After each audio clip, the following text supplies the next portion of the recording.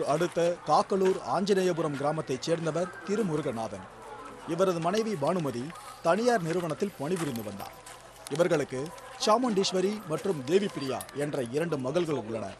இவரது வீட்டிற்குள் புகுந்த 2 இளைஞர்கள் தங்களது கையில் மறைத்து வைத்திருந்த கத்தியை எடுத்து பானுமதியின் மார்பு, வயிறு உள்ளிட்ட பகுதிகளில் குத்திவிட்டு தப்பி ஓடி உள்ளனர். உடனடியாக அக்கம்பக்கத்தில் உள்ளவர்கள் பானுமதியை மீட்டு திருவள்ளூர் தலைமை அரசு மருத்துவமனைக்கு கொண்டு சென்றனர்.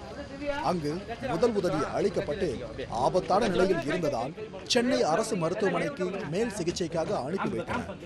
ஆனால் சிகிச்சை பலனின்றி பானுமதி கத்தியால் குத்திவிட்டு தப்பி ஓடிய போது அங்கே விளையாடி கொண்டிருந்த இளைஞர்கள் ஓடி வந்த இருவரையும் மடக்கி பிடித்து காவல் நிலையத்தில் ஒப்படைத்தனர்.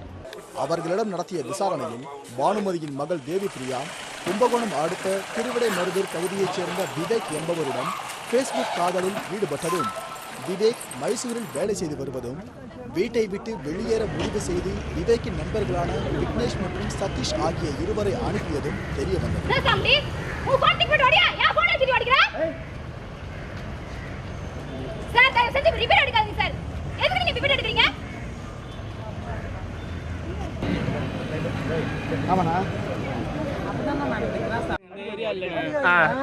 அவன் வந்து சொல்லு, அவன் நம்பர்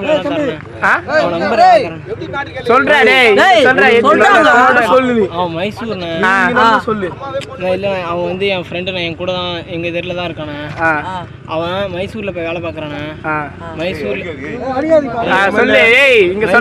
மைசூர்ல வேலை பார்க்கறானே. அவனோட இன்ஸ்டா ஃப்ரெண்டுனா அது.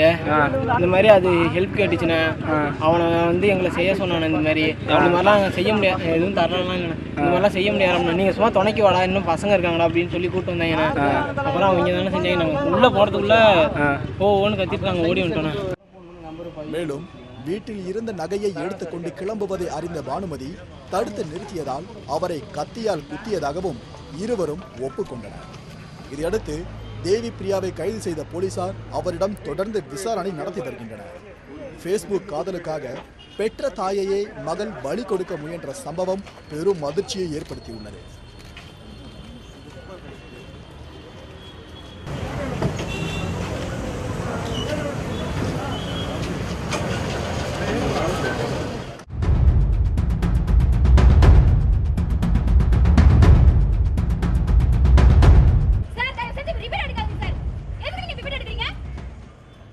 உண்மை செய்திகளை உங்கள் கண்முன் கொண்டு வரும் காவிரி நியூஸின் யூடியூப் சேனலை சப்ஸ்கிரைப் செய்யுங்கள். நொடிக்கு நொடி நாட்டு நடப்புகளை தெரிந்து கொள்ள காவிரி நியூஸ்.tv, Facebook, Instagram, Twitter போன்ற சமூக வலைதள பக்கங்களோடு எப்போதும் இணைந்திருங்கள்.